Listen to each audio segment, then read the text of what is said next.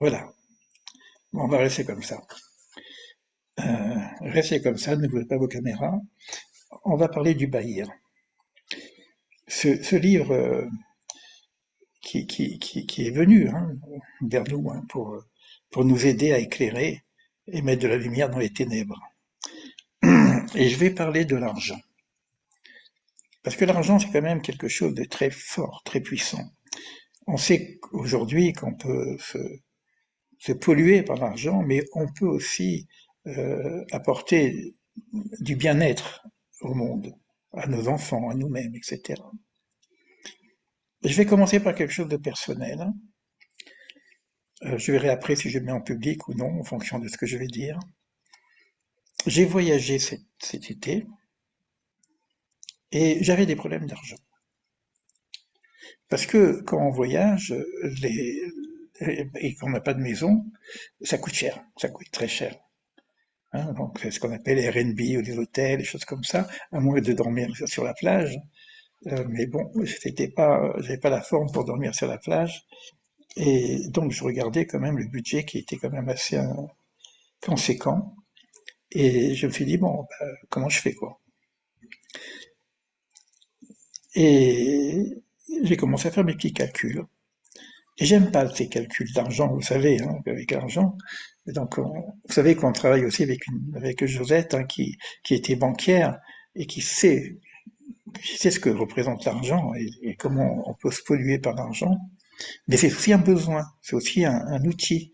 C'est pas une malédiction, l'argent, ça peut être une bénédiction. Mais ça dépend qu'est-ce qu'on en fait. Comme beaucoup de choses d'ailleurs, hein. Et j'aime pas calculer. Et puis, j'ai ouvert au hasard le Bayer, comme ça, en suis en train de... Et je tombe sur la Mishnah 52, pour ceux qui ont le livre. Euh, donc, j'avais pas mon Bayer à moi avec les commentaires, donc je vais le lire tel que je l'ai reçu. Et ce qui est intéressant, c'est il fait suite au chapitre 51 qui parle du Bereshit, au commencement, et qui parle aussi des ruisseaux et de l'eau. Alors, évidemment, bon, vous n'êtes pas au courant de ce que j'écris, mais je suis complètement là-dedans. La notion de Bereshit, vous savez qu'on en a déjà parlé. Qu'est-ce que Bereshit? Le commencement, est-ce que c'est un commencement? C'est quoi l'eau? C'est quoi ces ruisseaux? Je rentre pas dans ce détail-là, et je vais vous lire le texte. Alors là, ce texte que je viens de lire, c'est une autre explication. Parce que au départ, si vous avez soif, venez vers l'eau. Même qui n'a pas d'argent, prenez du blé et mangez. C'est ça le texte. Le 51, c'est la fin du 51. Allez vers lui, et il vous comblera de bienfaits, et vous aurez de quoi manger. C'est-à-dire que te casse pas la tête, t'inquiète pas, t'as soif, tu vas vers lui, t'as de l'eau. T'as faim, tu vas vers lui, tu as de quoi manger. T'as besoin d'argent, tu vas vers lui, t'as besoin de... En gros, c'est de quoi tu te casses la tête, c'est où est ta confiance. Et là, on dit autre explication. Même celui qui n'a pas d'argent, venez vers lui. Pourquoi? Car lui, il en a. Et ainsi qu'il est écrit, et c'est écrit dans les textes, c'est dans Agé 2, 8, prophète Agé, à moi l'argent et à moi l'or, dit Hachem, Yudkevavke Tsevaot. Qu'est-ce que ça veut dire? À moi l'argent, à moi l'or. Alors, vous savez, souvent, on a un tabou avec cette question, mais le bon Dieu, il dit, moi, j'ai tout. J'ai de l'argent et de l'or. Tu veux ça? Tu viens me voir. Je te donne en fonction de quoi? Et c'est là que ça va devenir intéressant. Qu'est-ce que ça signifie à moi l'argent, à moi l'or? Le Bahir continue. Ceci se compare à un roi qui avait deux trésors, dont l'un était de l'argent et l'autre de l'or. Il prit celui d'argent dans sa main droite et celui de l'or dans la main gauche. Alors évidemment, on a quelques connaissances sur la notion de la droite et de la gauche. La droite, c'est chesed, c'est l'amour, c'est la générosité, et la gauche, la gvoura, c'est le djinn, c'est la justice. Mais on a les deux. On a la possibilité de voir de l'argent par la droite, et on a la possibilité de voir de l'argent, de l'or par la gauche.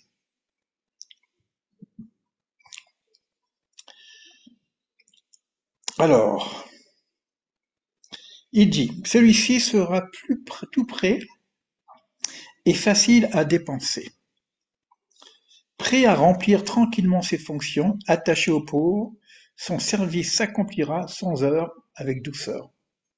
C'est ce qui est exprimé dans le verset. Par ta droite, Hachem s'illustre par sa force. Si l'homme se déclare satisfait, sa mère Bechelko.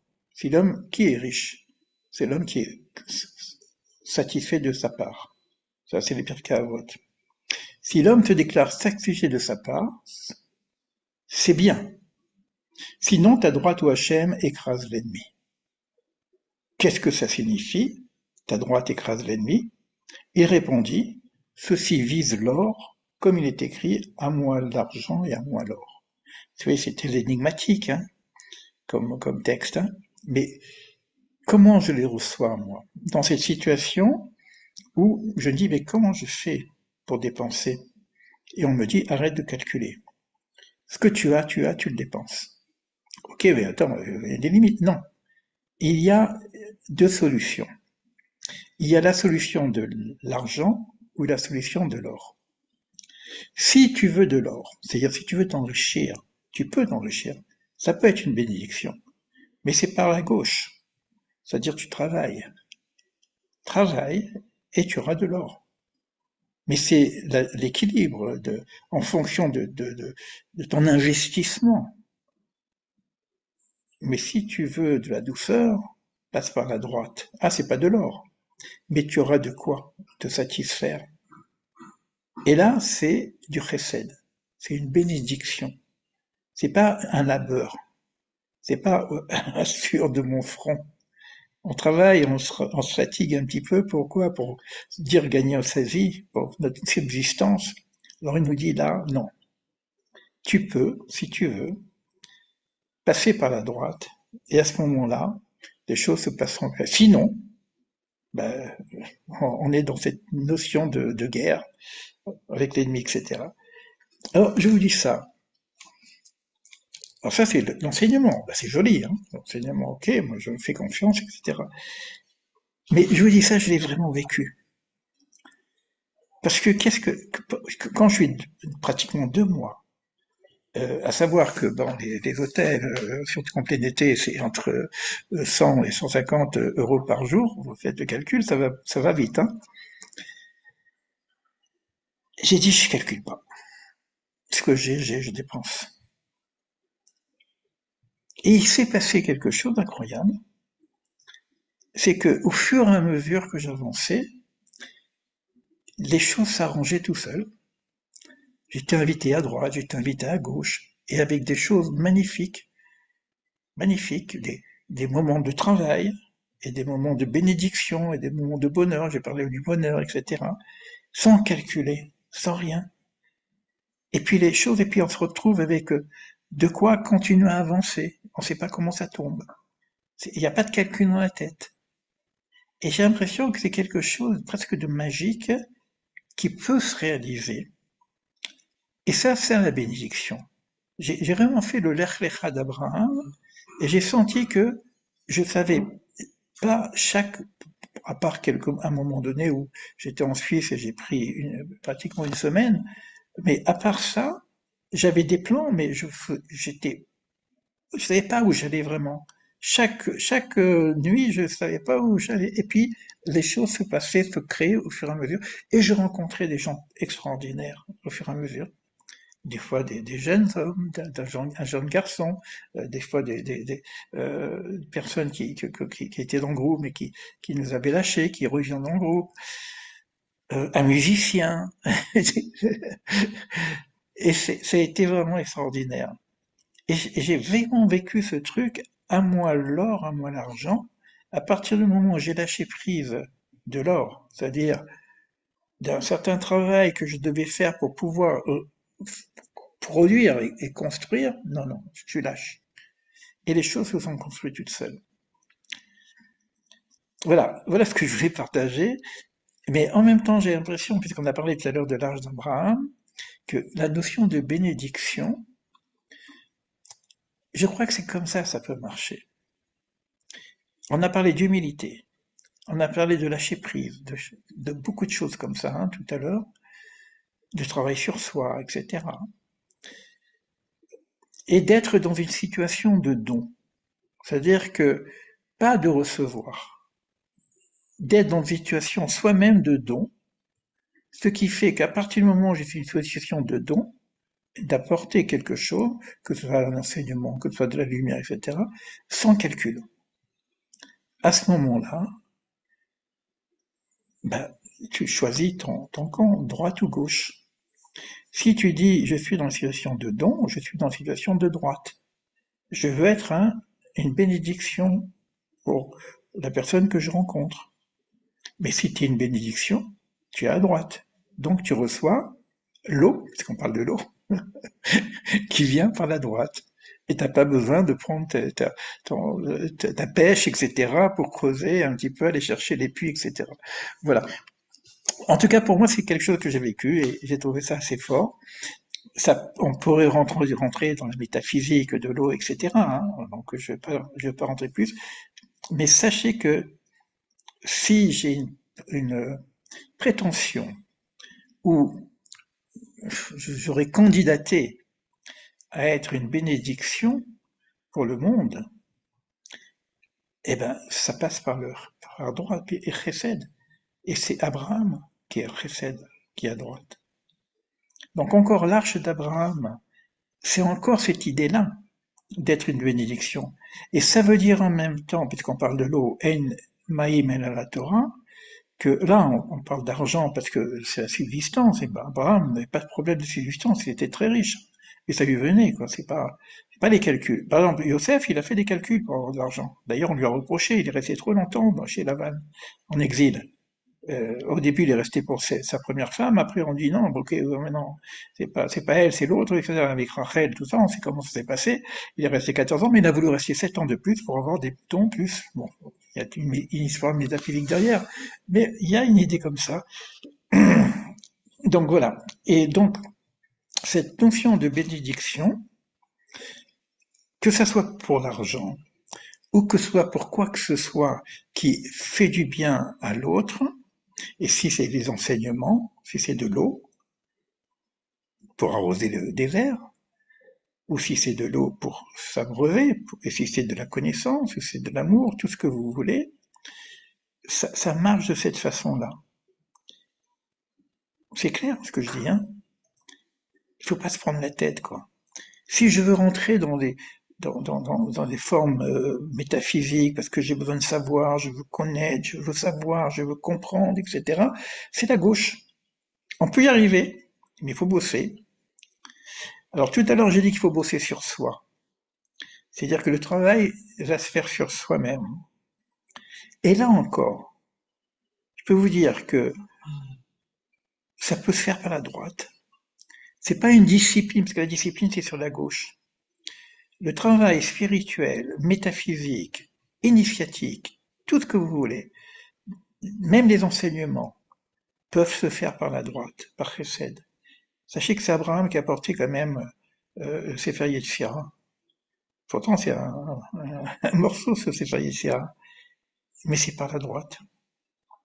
Donc si je me prends la tête au niveau, comme on a vu avec Léa tout à l'heure, au niveau du savoir, évidemment, c'est par la gauche. Donc je vais aller à l'université, je vais apprendre des choses, etc. Donc on peut accepter de mettre en place des enseignements, comment dire, bénédiction par la droite. Mais j'ai même pas la peine. Moi, j'ai fait des expériences personnelles ou dans mes rêves, etc. J'ai dit faut que j'écrive parce que je vais oublier. Je sais que je vais oublier. Et évidemment, j'ai oublié. Mais pourquoi je vais prendre mon truc et je vais faire des cahiers, des colonnes, etc. pour essayer de tout comprendre. je vois que la transformation, elle se fait même quand j'ai oublié.